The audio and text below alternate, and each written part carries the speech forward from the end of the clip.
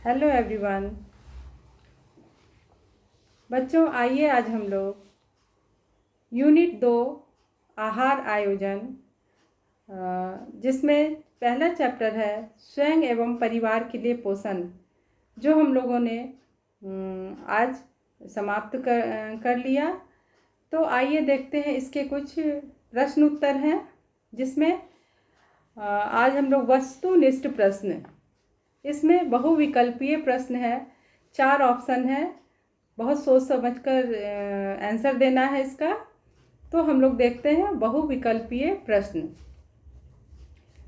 तो सबसे पहला प्रश्न है इसमें, गर्भावस्था में रक्त में किस तत्व की कमी हो जाती है? ऑप्शन है थायमिन, लौह तत्व, नियासिन और कैलोरी। तो हम लोग जैसा कि जानते हैं कि इस अवस्था में लौह तत्व की कमी हो जाती है। तो इन 4 ऑप्शन में लौह तत्व में हम लोग सही का निशान लगाएंगे। दूसरा प्रश्न है, संतुलित आहार न ग्रहण करने से क्या प्रभाव पड़ता है? क्या प्रश्न है? संतुलित आहार न ग्रहण करने से क्या प्रभाव पड़ता है? ऑप्शन है इसका, पहला है शारीरिक शक्ति की क्षीणता, दूसरा है भार में कमी, तीसरा है कमजोरी और चौथा है इनमें से सभी। अगर कोई व्यक्ति संतुलित आहार ग्रहण नहीं करता है, अच्छे से आहार की पूर्ति नहीं कर पाता है, तो क्या होता है, उनमें इन सभी की ज़रूरतें बढ़ जाती है ना। क्या प्रभाव इसमें? तो शारीरिक शक्ति की में भी क्षीणता आ जाती है, शरीर भार में भी कमी आ जाएगी, कमजोरी भी लगने लगता है। तो इसका आंसर क्या होगा? इनमें से सभी। तीसरा प्रश्न है, निम्नलिखित में से कौन सा पोषणहीनता से संबंधित है? 4 ऑप्शन है इसके, इन्फ्लुएंजा, ब्रोंकाइटिस, एनीमिया और मलेरिया। क्या है? बहुत ध्यान से देखना है, पोषणहीनता से संबंधित है, पोषण की कमी। तो इसमें क्या होगा आंसर? एनीमिया, है ना। खनिज लवण लौह तत्व की कमी हो जाती है, जिससे एनीमिया नामक रोग, खून की कमी हो जाती है। फिर है चौथा प्रश्न है, पेचिश से पीड़ित बच्चों को दिया जाना चाहिए। ये बिहार बोर्ड में आ चुका है, 2009 में ये प्रश्न आ चुका है। पेचिश से पीड़ित बच्चों को दिया जाना चाहिए। पहला है दूध, दूसरा चीनी युक्त गर्म दूध, तीसरा है नमक युक्त ठंडा पानी और चौथा है नमक एवं चीनी युक्त पानी का घोल। तो आप लोग भी बताइए क्या करना है। तो इसमें हम लोगों ने जैसा देखा, शरीर से अधिक मात्रा में निर्जलीकरण हो जाता है, तो इसके लिए क्या करना है? नमक एवं चीनी युक्त पानी का घोल ऐसे रोगी को पिलाना है। अगला देखते हैं, निम्न में से कौन भोजन को पौष्टिक तत्वों से समृद्ध बनाने की विधियां हैं? इस पर भी हम लोगों ने काफ़ी अच्छी चर्चा की है। क्या प्रश्न है? निम्न में से कौन भोजन को पौष्टिक तत्वों से समृद्ध, भोजन को पौष्टिक तत्वों से समृद्ध बनाने की विधियां पूछा जा रहा है इसमें। यह भी 2016 में बिहार बोर्ड में आ चुका है। पहला है मिश्रण, दूसरा खमीरीकरण, तीसरा अंकुरीकरण और चौथा है इनमें से सभी। तो पोषक तत्वों की वृद्धि करने के लिए क्या होगा? इसका आंसर होगा इनमें से सभी। फिर है गर्भावस्था में आवश्यकता बढ़ जाती है। इस अवस्था में किस चीज़ की आवश्यकता बढ़ जाती है? देखिए, प्रोटीन, कैल्शियम, खनिज लवण और लौह तत्व की। तो इस अवस्था में लौह तत्व की आवश्यकता, सभी पोषक तत्वों की तो बढ़ती ही है, लेकिन सबसे ज़्यादा लौह तत्व की आवश्यकता बढ़ जाती है। फिर है विटामिन सी की कमी से कौन सी बीमारी होती है? रतौंधी, स्कर्वी, एनीमिया और बेरी। तो क्या होना चाहिए? तो विटामिन सी की कमी से स्कर्वी नामक रोग हो जाता है। तो हम लोग स्कर्वी में सही का निशान लगाएंगे। आइए अगला प्रश्न देखते हैं, एक दूध पिलाने वाली माता को पहले 6 महीने प्रतिदिन के आहार में कितना अतिरिक्त प्रोटीन देना चाहिए? पहला है 20 ग्राम, दूसरा 15 ग्राम, तीसरा है 17 ग्राम और चौथा है 25 ग्राम। तो पहले क्या पूछ रहा है? पहले 6 महीने, तो इसमें इसका सही आंसर होगा 20 ग्राम। अगला देखते हैं, रेफ्रिजरेटर का प्रयोग होता है ना, किस में प्रयोग? ये भी 2010 में बिहार बोर्ड के एग्ज़ाम में आ चुका है। रेफ्रिजरेटर का प्रयोग होता है, पहला है प्रशीतन में, किण्वन में, निर्जलीकरण में और इनमें से कोई नहीं। तो रेफ्रिजरेटर क्या हो गया? फ्रिज, है ना।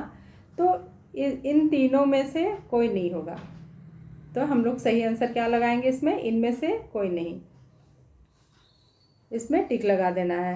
फिर अगला प्रश्न है, ये सारे ऑब्जेक्टिव प्रश्न जो हैं किसी न किसी वर्ष फाइनल एग्ज़ाम में, बोर्ड एग्ज़ाम में आ चुके हैं। ज़्यादा ऊष्मा और शक्ति प्रदान करने वाला पदार्थ है वसा, कार्बोहाइड्रेट, प्रोटीन और कैल्शियम। तो सबसे ज़्यादा ऊष्मा और शक्ति जो प्रदान करता है वो वसा है। इसमें 9 कैलोरी ऊर्जा पाई जाती है। प्रोटीन और कार्बोहाइड्रेट में 4-4 ग्राम और वसा में 9 ग्राम पाया जाता है ऊर्जा। अगला देखते हैं, पोषण मानव जीवन की डैश आवश्यकता है। ऑप्शन है इसके प्राथमिक, द्वितीय, तृतीय और इनमें से कोई नहीं। तो पोषण मनुष्य जीवन की कौन सी आवश्यकता है? ऐसे भी है भोजन, वस्त्र, मकान, हम लोग भी जानते हैं, लेकिन ये क्या होगा? पोषण जो है मनुष्य की प्राथमिक आवश्यकता है। तो इसके ऑप्शन में हम लोग क्या टिक लगाएंगे? प्राथमिक। तो प्राथमिक में टिक लगा देना है। फिर है, आहार आयोजन किसकी बचत में मदद करता है ना। हम लोग आहार आयोजन बहुत अच्छे से पूरे चैप्टर को पढ़े हैं। तो इसमें आहार आयोजन किसकी बचत में मदद करता है? ईंधन, समय, ऊर्जा, इनमें से सभी। तो क्या आंसर होगा इसका? इनमें से सभी। अगला प्रश्न देखते हैं, आहार आयोजन में कौन सी अवधि सम्मिलित नहीं है? क्या है? आहार आयोजन में कौन सी अवधि सम्मिलित नहीं है? 0 महीने, किशोरावस्था, वृद्धावस्था और रोग की अवस्था। तो पूछ रहा है कि आहार आयोजन में कौन सी अवधि सम्मिलित नहीं है? तो 0 से 6 माह, 0 से 6 महीने में इसकी प्लानिंग नहीं होती है, लेकिन किशोरावस्था के लिए भी आहार आयोजन है, वृद्धावस्था में भी है और रोग की अवस्था में भी आहार आयोजन किया जाता है। फिर है, इनमें से, अगला प्रश्न है, इनमें से कौन आहार आयोजन में विचारणीय नहीं है? तो ऑप्शन है, क्वेश्चन क्या है ध्यान से सुनिए, इनमें से कौन आहार आयोजन में विचारणीय नहीं है? पहला है रसोई घर का आहार, दूसरा है बर्तनों की उपलब्धता, तीसरा है व्यंजन पुस्तिका का प्रकार और चौथा है सहायक व्यक्ति। तो क्या पूछता है? विचारणीय, इनमें से कौन आहार आयोजन में विचारणीय नहीं है? तो इसमें हम लोग आंसर इसका सही टिक लगाएंगे, व्यंजन पुस्तिका का प्रकार। ये इसमें विचारणीय नहीं होता है, लेकिन बाकी रसोई घर का आहार, बर्तनों की उपलब्धता, सहायक व्यक्ति, इन सबों की ज़रूरत होती है। उसके बाद इसी में हम लोग आगे बढ़ते हुए कुछ प्रश्न रिक्त स्थान की पूर्ति से संबंधित है। तो इसको भी हम लोग सॉल्व करते हैं। तो इसमें सबसे पहला प्रश्न है, बच्चों के डैश तथा डैश उनके स्वास्थ्य तथा वृद्धि दर की स्थिति पर प्रभाव डालती है। क्या है? बच्चों के डैश तथा डैश। तो बच्चों के शरीर तथा भार, है ना, सॉरी, बच्चों के शरीर भार तथा कद, है ना। वजन और लंबाई दोनों ही इस पर प्रभाव डालती है। तो शरीर भार और कद ये रिक्त स्थान में हम लोग फिल करेंगे, भरेंगे। दूसरा है डैश तथा डैश संग्रहण मातृत्व पोषण दायित्वों के दो सर्वाधिक महत्वपूर्ण तथ्य होते हैं। तो इसमें होगा गरीबी तथा निम्न आहार संग्रहण। गरीबी तथा निम्न आहार संग्रहण मातृत्व पोषण दायित्वों के दो सर्वाधिक महत्वपूर्ण तत्व हैं। तो एक में हम लोग गरीबी और दूसरे में निम्न आहार भरेंगे। तीसरा है भारतीय आहारों में डैश का निम्न स्तर होता है। जन्म से 30 वर्ष तक पर्याप्त आहार संबंधी डैश संग्रहण हड्डियों के तीव्र विकास के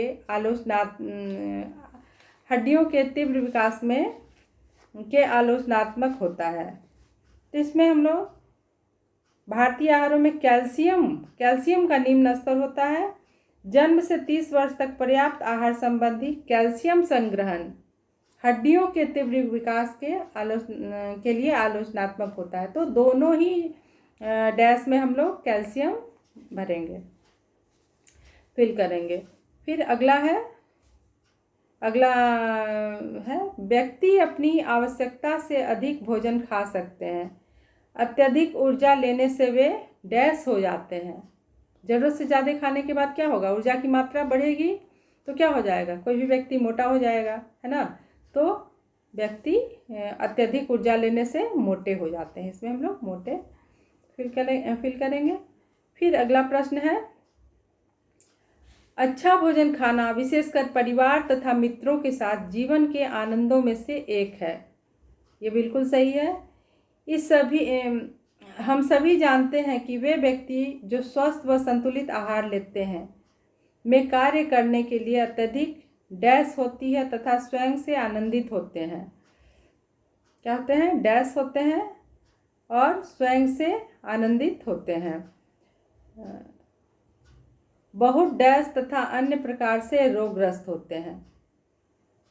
तो इसमें हम लोग पहले डैश में ऊर्जा और दूसरे में संक्रमित, है ना, फिल करेंगे। तो इस प्रश्न को हम लोग फिल करते हुए अच्छे से पढ़ लेते हैं।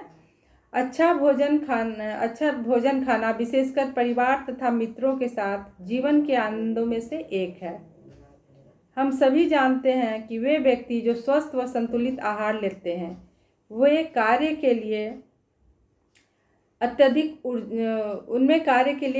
ऊर्जा होती है तथा वह स्वयं में आनंदित होते हैं। और बहुत अधिक में क्या होता है, संक्रमित तथा अन्य प्रकार से रोगग्रस्त हो जाते हैं। बहुत अधिक लेने से संक्रमित और रोगग्रस्त हो जाते हैं।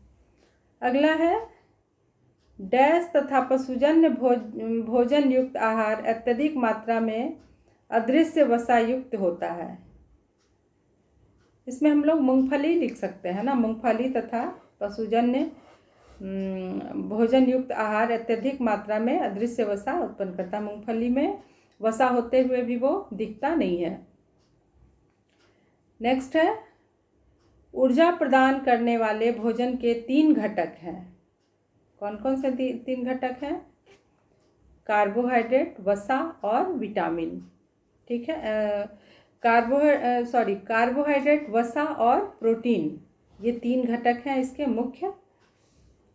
अगला है हमारी त्वचा में विटामिन डी डैश के द्वारा बनता है। किसके द्वारा, तो धूप के पराबैंगनी किरणों के माध्यम से बनता है। तो धूप के पराबैंगनी किरणों के द्वारा बनता है यह। उसके बाद है भारतीय भोजन में निम्न स्तर के डैश होते हैं। तो भारतीय भोजन में निम्न स्तर कैल्शियम की जो मात्रा होती है वो बहुत कम होती है। तो इसे भारतीय भोजन में निम्न स्तर के कैल्शियम होते हैं। ठीक है, तो ये तो था रिक्त स्थानों की पूर्ति करें। और फिर इसमें हम लोग एक और देख लेते हैं, सत्य या असत्य कथन, है ना। स्टेट ट्रू और फॉल्स। कुछ ऐसी बातें हैं जिसे आप लोगों को बताना है कि कौन सा सत्य है और कौन सा असत्य है। तो पहला प्रश्न है, आयु तथा शरीर भार बृहत रूप से एक व्यक्ति की पोषण आवश्यकताओं को निश्चित करते हैं। क्या होगा? तो ये सही है। आयु तथा पोषण भार जो है एक व्यक्ति के पोषण की आवश्यकता को निश्चित करता है। दूसरा है, अतिसार अथवा पेचिश से मरने का संकट विचारणीय रूप से कम हो जाता है जब एक बच्चा पहले से ही पोषित होता है। ये असत्य है ना।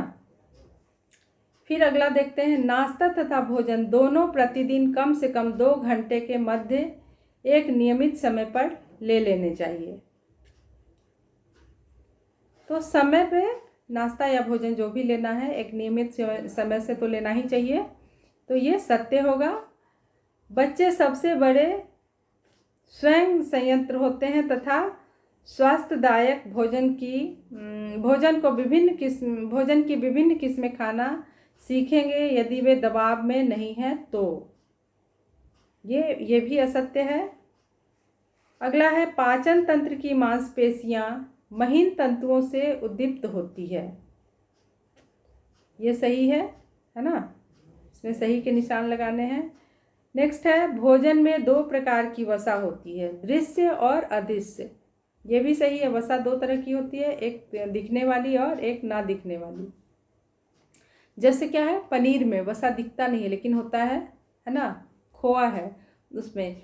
और फिर जैसे हम लोग सब्जी या कुछ और भी बनाते हैं तला हुआ चीज़, तो उसमें वसा दिखता है। तो एक वसा हो गया दृश्य और दूसरा अदृश्य हो जाता है। तो 2 तरह के वसा होते हैं, दृश्य वसा और अदृश्य। एक दिखने वाले, दूसरे नहीं दिखने वाले।